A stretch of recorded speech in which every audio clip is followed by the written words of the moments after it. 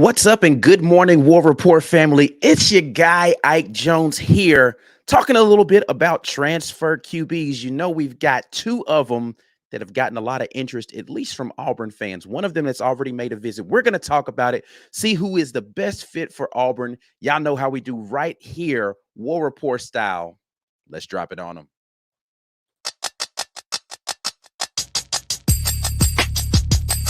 You are now listening to the War Report.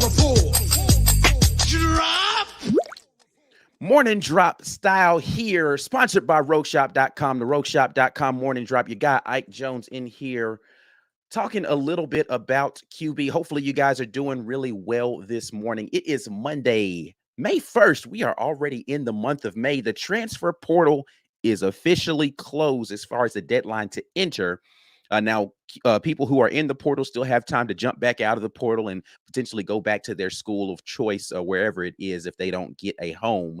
If they have a spot that's still welcome for them. That's the danger in going into the transfer portal. But right now, we are in the period in which you cannot enter anymore. But we are here, sponsored by RogueShop.com. You guys make sure you head over to RogueShop.com. Use code RAPPORT to get a little percentage off of your purchase. But we're going to be talking about the QBs that could potentially come in here to Auburn. Joining me this morning is my guy, B. Will. How you feeling this morning, man?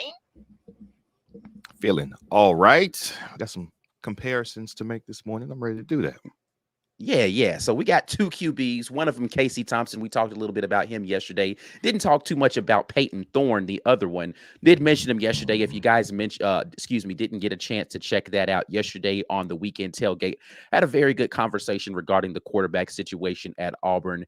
But got some stat comparisons I want to pull up here for you, B. Will. We're going to talk about the two quarterbacks, Michigan State transfer Peyton Thorne, Casey Thompson from Texas/Nebraska. So what we're going to be looking at here is statistics on the two quarterbacks, their career statistics, and their best season right here for you. Yards, completion percentages, touchdown, interceptions, not everything, but just a little something so you can take a look at what the stats are looking like.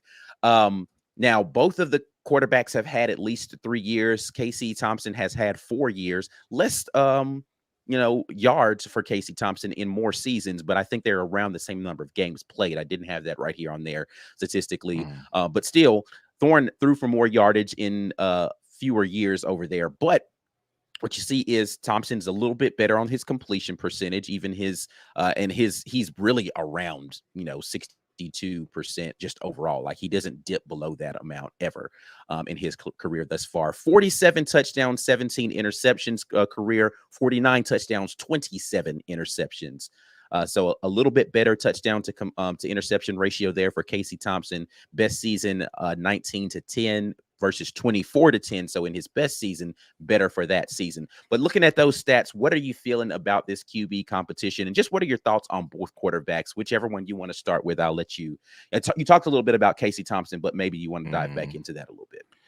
Yeah, I mean, based on those stats, what I see is I would want to know the circumstances of their play. And what I mean by that is I know absolutely that in 2021, which was Thorne's best season, he had an insane running game.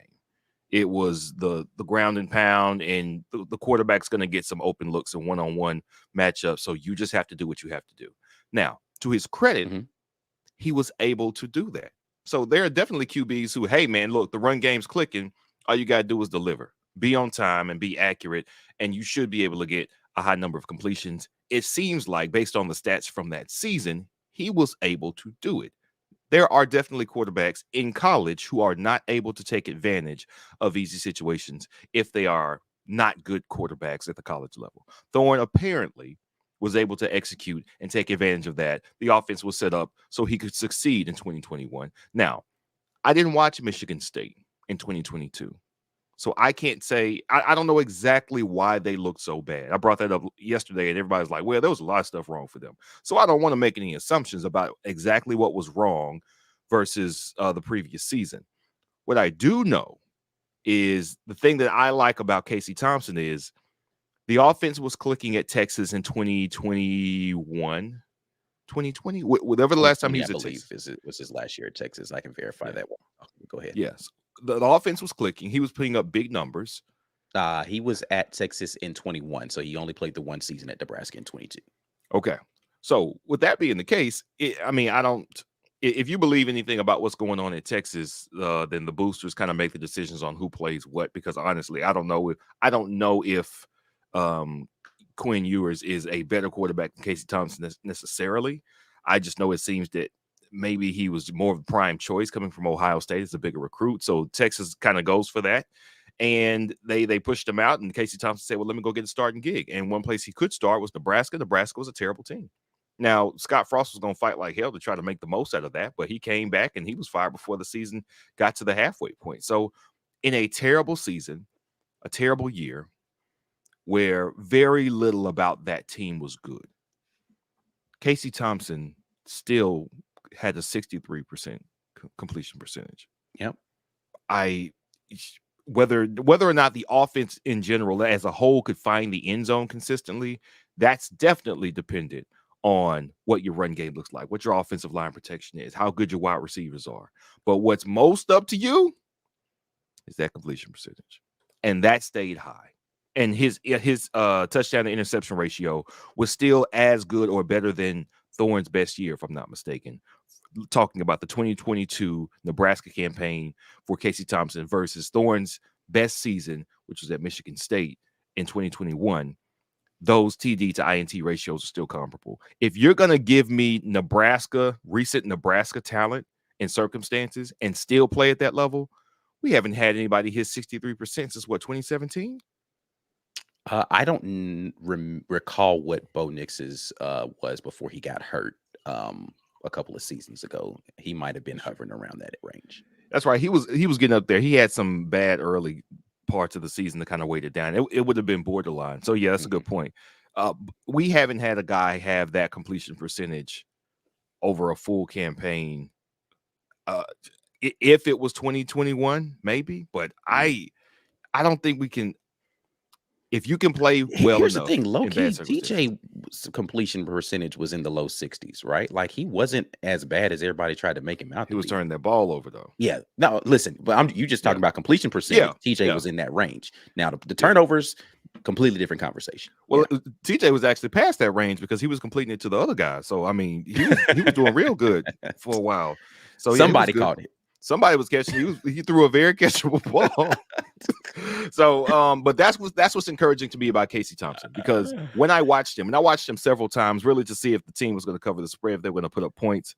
I saw somebody who doesn't make big mistakes. Even when Nebraska, their defense was awful. And he still gave them a chance most drives. He didn't look out of sorts. He didn't look flustered or overwhelmed. He did what he could do, and I thought he did a good job at Texas. I was surprised they pushed him out there because I watched him a couple times. I think that was Sark's first year, 2021. Yeah, that was Sark's first year. I was like, man, this guy's not bad. Where'd they get him from? I have never watched, and because I watch enough football just from general sports betting, I was like, huh, okay.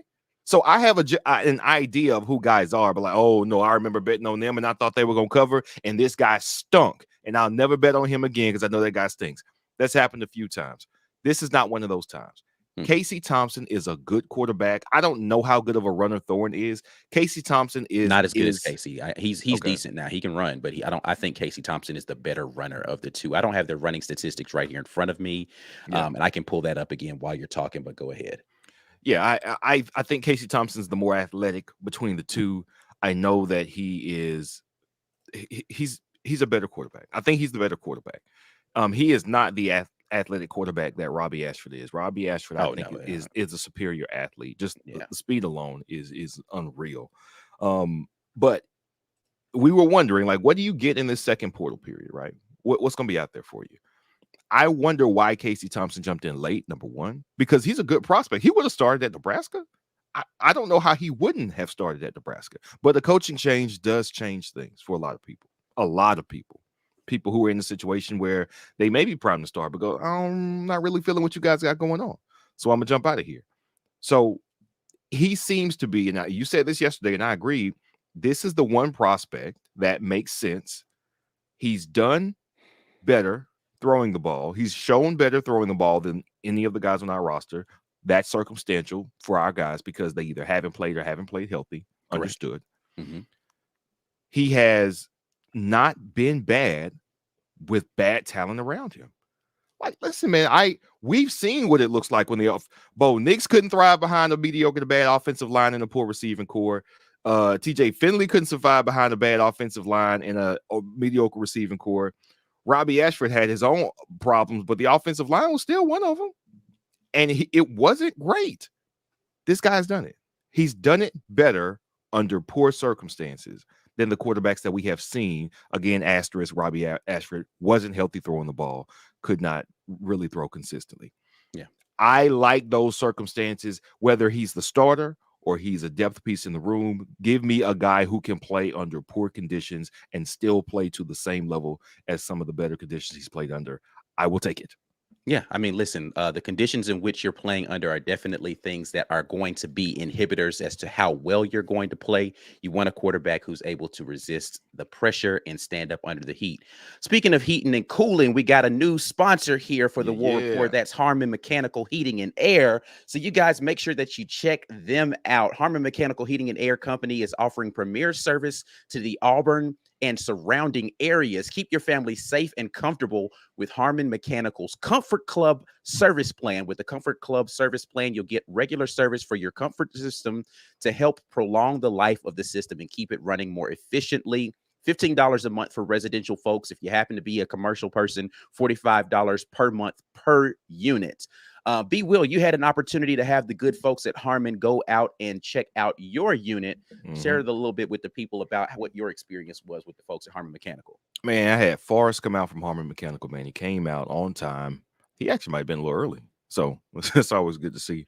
And went up there, inspected. I had just got some work done on my HVAC unit last year. And that was a crazy summer because I spent like $2,000 total over like 3 trips just trying to fight that heat off from last summer. And man, let me tell you, he said, okay, so we got to look at this. We got to look at this. Got to look at this. He gave me 3 options, a good, better, or best option as far as the monthly payment plan, the $15 a month, just to have them come out there at the drop of a hat and say, well, hey, let's check it out. So you don't have to pay for them to come out if you're paying that $15 a month. You just pay it and they come out, they'll inspect. I think you get a discount on the service if you're a member of that monthly payment plan. Fixed. Well, he didn't fix everything because I wasn't ready to pay yet. That's on me. But he did identify everything, things that probably led to some of the breakdowns that happened last summer. Was great to be able to have that information and get those options. I highly recommend them. He even put up a vent that I had down because I thought that the people who built the house didn't put the right sockets up for the vent to go back in. Oh, he's like, oh, it's just up here in the ceiling out here. Look at that. Now that vent's back covered. It hadn't been covered for like a year and a half. Thank you for us at Harmon Mechanical. I'm definitely going to give you guys a call and get straightened up before the summer gets really hot. We got kind of an extended winter spring thing going on right now. When it gets hot, I feel like it's going to be insufferable. Yeah, it's going to be crazy. So, yeah, make sure you guys check out Harmon Mechanical. That's harmonmechanical.com, or you can give them a call at 334-429-6657. Harmon Mechanical, we're there when you need air. We are here for you all today. We are going to get into this comment section so you can tell us what you have going on, your thoughts about the QB situation. John Brannon, well, actually, let's get us kicked off with our super chat. B. Will's forehead kicks us off saying, have we full throat committed to a QB yet? If you didn't watch the show yesterday, then you don't even get that joke. And we are starting off early this morning.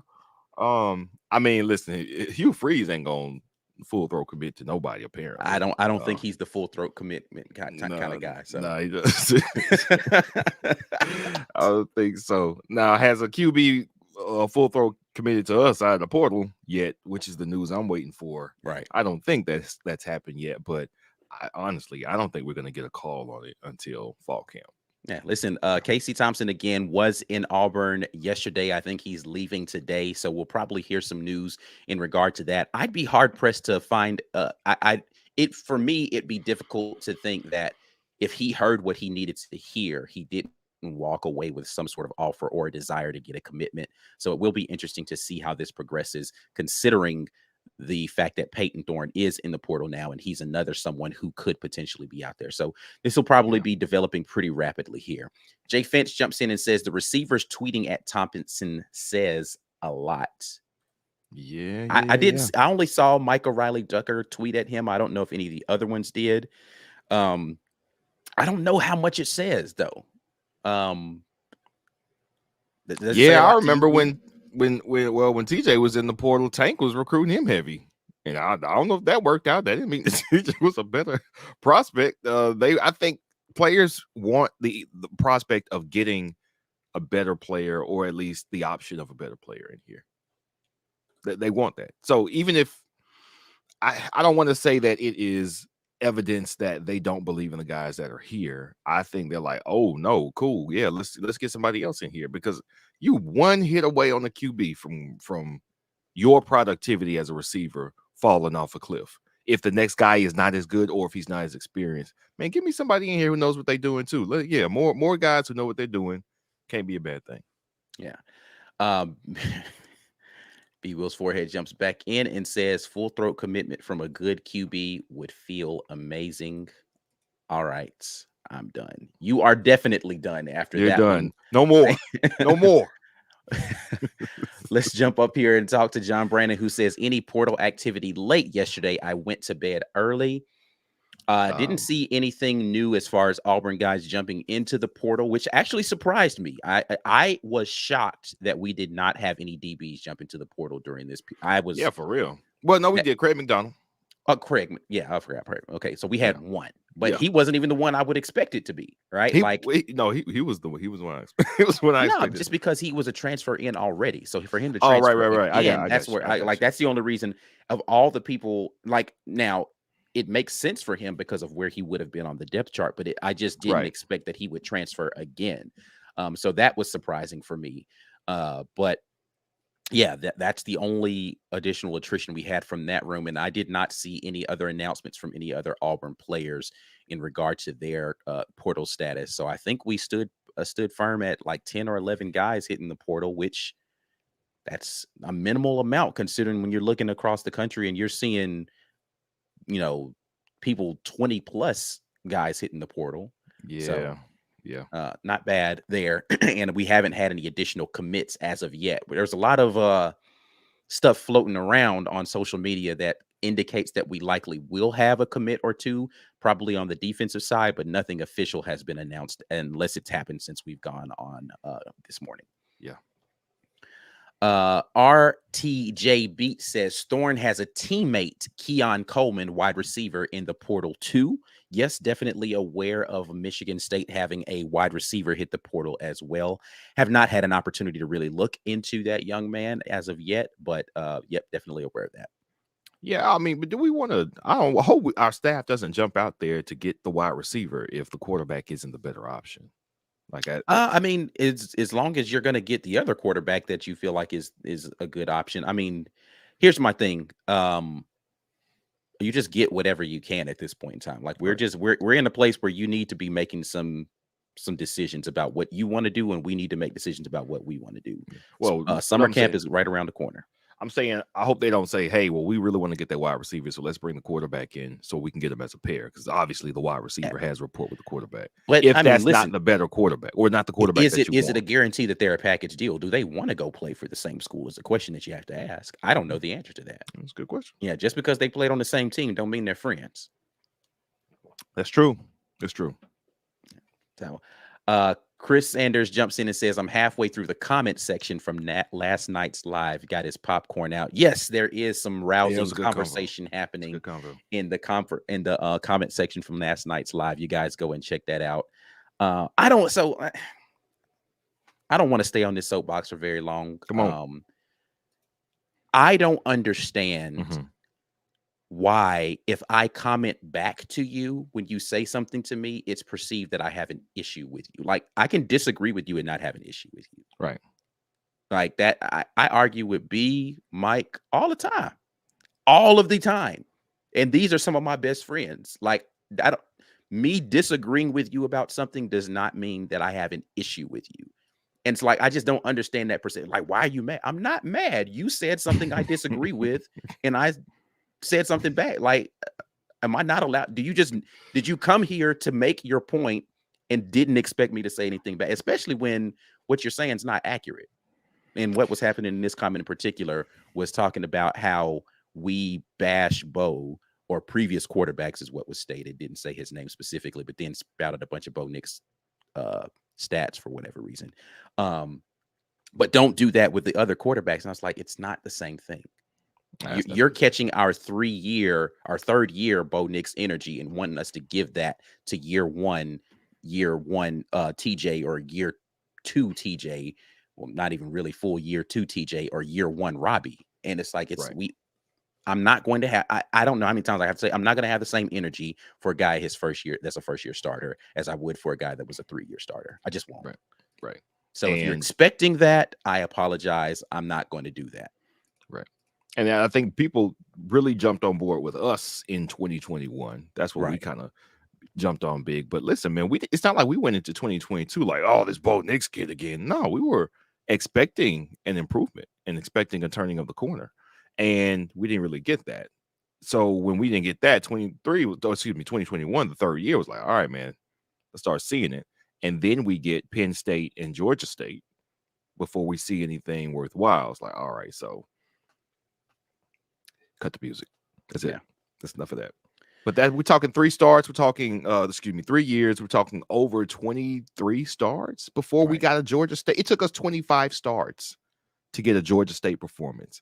I don't think that's acceptable for a quarterback who is going to be the guy. He can be a guy, but not the guy. Yeah. So again, I listen, you can disagree with me and I don't have a problem with you. So if that's a thing and you don't want me to disagree with you, I just won't. That's fine. I'll just let you make your comments and just won't say. I thought I was engaging back with you in the conversation. So I apologize if my comments felt as if, I don't know how you can feel anger through a message, but was felt, and I apologize. Haley jumps in and says that completion percentage cannot be ignored. That is what had everyone so high on McCall. Mm-hmm. Yes. And everybody's going to make it about the level that he plays at. Mm-hmm. All right. So McCall's over there in the Sun Belt, I believe, the Chanticleers. Which is a terrible name. Yes, awful name. Yeah. Awful name. Or Casey Thompson's at Nebraska. Their division is usually terrible. It's usually really bad. However, listen, man, at some point, you got to get the ball to where the players are. 70+%. Like, you can system and poor competition your way up about 5 percentage points, probably. You know what I mean? If you be 60% in the SEC, if guys are slower, then you can make some throws and get away with it that you couldn't make in lower competition. Once you get to 70+, something you're doing is right. Like your accuracy, your timing has to be exceptional, because it's not like every guy in group of 5 is throwing for 70+ completion percentage. They're not. It's not normal. It's not usual. It's exceptional at the level you're at. Now, even if you want to say, all right, we'll take him down a couple of points because he's going to be playing better competition. Okay. Something that Brian Petit said, or his dad said, I think he was interviewed and said he had concerns about coming up to this level, but he said, yes, the competition is better, but the guys around him are better too. It's not like you're going to be playing against SEC defensive linemen. He got to bring all of his folks from over Coastal Carolina to come play. Yeah, your offensive lineman is like 6'5", 280 pounds, but that's not who's going to be blocking for you here. We got some bigger guys, some more athletic guys blocking for you. And hopefully, I know we got some bigger wide receivers and some faster ones. Whether or not they're necessarily better remains to be seen. But everything is going to improve around you as well. Hopefully, the coaching is improved as well. It's not a 1-for-1. You can do it there, but you can't do it here, man. People go from, I was looking at where everybody was getting drafted. Owen Papo, of course, he went in the 5th round. There was somebody got drafted in the 3rd round, a linebacker from Sacramento State. Now, the Patriots took him because Bill Belichick does that. But he finds starters and year-long second contract guys coming from not even group of 5 schools, Division II schools. If you can play, you can play. Now, I'm not saying there won't be a transition if you come from the lower ranks, but if you can play, you can play, man. Yeah. I mean, listen, talent is talent. Here's the thing. If there is a regression from 70%, as long as it doesn't drop below 60, you're still good. Drop to 63. Casey Thompson, let's go. Yeah. Mystic Wanderer says, if Thorne brings his favorite receiver with him, that tips the scale for me. Listen, I don't know if it's his favorite receiver. I know that, again, that they went to school together. I don't know what their relationship is or what kind of chemistry they had on the football field, or if they're trying to go somewhere as a package deal. I don't know if it's a Caleb Williams, Mario Williams, the guy that went to USC with him? Addison. Jordan No, Addison? Jordan Addison. I'm talking about like the from Oklahoma with him? I don't remember who it was. Yeah, they were like a package deal to USC, which makes sense. But yeah, I don't know if it's that kind of situation, but it would be good to have a camaraderie with a guy already. But we'll yet to be seen. There were some other receivers that came. We already talked about the guy from Colorado, and I think the kid from Ohio State was also in town recently. Yeah, which is crazy. So Ohio State has a so that's a situation where you might have found a gem, right? Because Ohio State's receiver room is crazy loaded. So a guy not making the too deep at Ohio State might actually still be a really good receiver somewhere else. Right. So I haven't looked very much into that young man, but it's a possibility that he could be somebody who could pay dividends depending upon what his skill set is.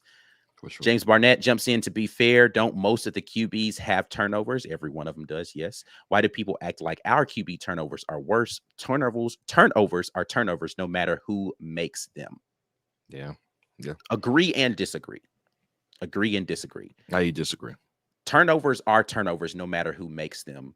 Our turnovers, when you have an offense that doesn't throw the ball a lot, your quarterback can't turn the ball over. Right. If you're going to have less opportunities to throw the ball and you're going to have a low completion percentage, you can't add turnovers to that. Yeah. Right? Okay. Yeah, so yes, turnovers are actually worse in certain scenarios. So like if I'm only going to throw the ball 15 times, I can't turn it over 2 of them. Yeah. Right. I'm only going to complete 40-something% of the passes and a couple of them are going to be turned. That's terrible. Yeah, that's true. So yeah, if I'm going to throw the ball 30 times a game, and you have to look at how many touchdowns that person is throwing as well, right? Like how many times are they doing positive things for you? Because here's the thing. This is what I always caution people against doing 2 things when they're making evaluations, right? You don't evaluate highlights and you don't look at stats by themselves, right? Right. If you want to look at deeper analytical stats, like look at things like what's their third down completion percentage, right? Yes. How do they complete passes on third and long? Touchdown to interception ratio is a big thing, right? Interceptable percentage, the percentage of passes that could have been intercepted, because DBs just drop balls sometimes, right? Correct. So yeah, your interceptions were low, but you had like 4 picks dropped over the course of like 6-7 games. It could have been way worse. You weren't playing well. It just doesn't look like it's as bad as it was. Correct. And I mean, and look, and all interceptions aren't the same. Like some of them are tipped passes. You can't do much to avoid that on a consistent basis unless you're a shorter quarterback and you have a higher propensity for that, or your arm angle that you throw in at. Like, so there's a lot of things that you have to evaluate that aren't just going to be seen on a stat sheet, right? And then, you got to look at how is the offensive line playing in front of that person? Were they under, like, what was the pressure rate, what they were doing? Like, there's a bunch of things that make it where it's like the stats are the stats, yes, but there's another layer that you have to peel back, and you can go 2 and 3 layers deep on that and really determine what's the real story that's being told by this person in their play. Right. So I just caution people on looking at a stat sheet and saying, oh, this dude threw for 73%. And it's like, yeah, but he threw a bunch of screens, right? Like, which I'm not discounting the need to be able to throw accurate screen passes, right? But look at what types of throws they made. When were those throws being made? What on and specifically on your money downs, right? Like on third down, how well did this person deliver? What was the run game that was attached to that? Like, there's a lot of things that you need to be able to look at the system that they were playing in, because some quarterbacks can thrive in any system. Some need to be in a particular type of system. Does that QB match with the system that you want him to come? There's a bunch of stuff you have to look at that's not just a statistic. So no, all turnovers are not the same, but a turnover is a turnover. Yeah. Wesley Hilson jumps in. Bo's best year was 2021, where he completed 61%. Wesley always going to come with the facts and the stats. I love it when he is on the show. 2017, Stidham had 66.5%. Marshall in 2014 was 60.8%, and Cam 66.1%. So what I'm looking at here was before he got hurt, 6-2 season, SEC championship visits, SEC Marshall 2014. Now we didn't really do that good. We're 8-4. 2013 was the year. And then Cam national championship, right? So when you have a quarterback that's completing in the 60s, you got a competitive team. Yeah, that's true. We do. And considering Marshall, I mean, we were putting up some legendary numbers in 2014 because Marshall was passing better. Like he was in the 50s in 2013, but we were running all the time. His athleticism at 60, crazy. Yeah. You get a Robbie Ashford throwing 60 plus, it's going to be scary out here. Way different offense when you have that kind of situation going on. Matt Reeves jumps in. Do we know what the shoulder injury for Thompson was? I don't know what the extent of the injury was. I do know he had to have surgery on it, though. It wasn't like, yeah, so I said we can look that up. And and that's another reason we talked about yesterday why Coach Freeze, I think, was adamant on actually having guys come and visit. He wanted to see them throw because he wanted to be able to put them through their own kind of workout and see kind of where they were, especially when you're dealing with guys like Spencer Sanders was, who had a shoulder injury that precluded him from being able to throw. Casey Thompson, who was coming back from surgery, he was slow getting back in and started to throw again. So Coach Freeze and Coach Montgomery wanted to actually physically see their guys come in and make throws. So it's important for that. And again, I don't know exactly how it went down yesterday with Casey Thompson on staff, but we will definitely hear more about that as the days progress. So I'm looking it up, and it said that he injured the shoulder. It didn't say the nature of it, but that Matt Rule had him limited in the spring in throwing. So they didn't put too much on him as he was recovering, but at least it was possible for him to throw already. So it's not like he was still in the sling and just watching and going to meetings. Like him being an active participant in practice was possible, but they weren't going to push it to preserve the health of his shoulder. So he also had an injury last year, some nerve damage in his non-throwing elbow, but he missed 2 games because of it and played through the rest of it. So he's got a couple of injuries. I mean, he played enough quarterback, it's going to happen, but he doesn't seem to have taken him out of many games. He still played, I think, the exact number of games last year.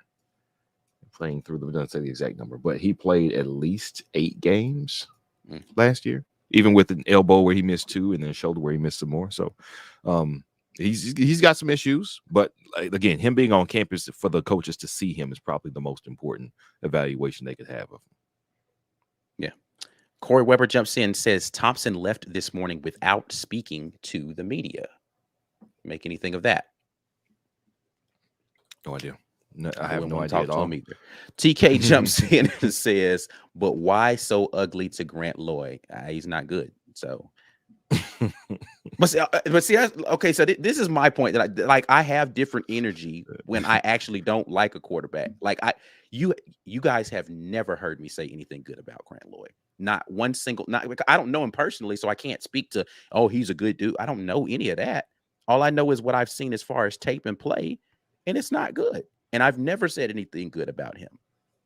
So that's the only quarterback that we've ever had that I would consider that I've trashed is Grant Lloyd. Yeah. Outside of that, I haven't trashed any of these young men. I've spoken truth about what I feel about their play. But I've said Grant Lloyd as a quarterback is trash. I've said that, and I don't apologize for it. And, Grant Lloyd probably want to run a fade with me some point in time in life if he ever saw me. But it is what it is.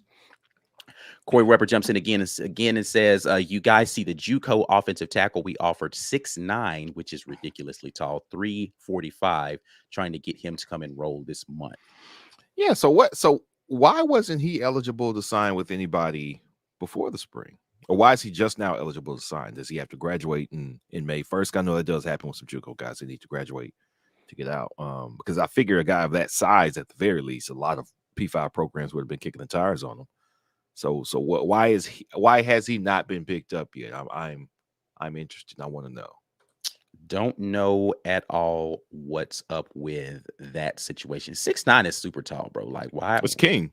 Yeah, like he could just do like this and be able to block most people. But the leverage, though, you get somebody who can get low on them, Caesar. He It's the got other to way be, around. yeah, he just got to make sure he can, squat really well and get wide. And it's going to be a long time before you can get around the edge. So, Yeah. all right, man. Well, I got one more here. David Whitehead says, can we just see if the guys we have get better? The window here is people who haven't made the 1 and 2 deep, starting to walk again from surgery, made through this great content. Oh, he's saying he's starting to walk again from his surgery, made it through this great content. Well, glad you are recovering from your surgery Glad you're there. feeling better, David. Listen, I think both B Will and myself have been advocates for seeing what the guys in our room can do.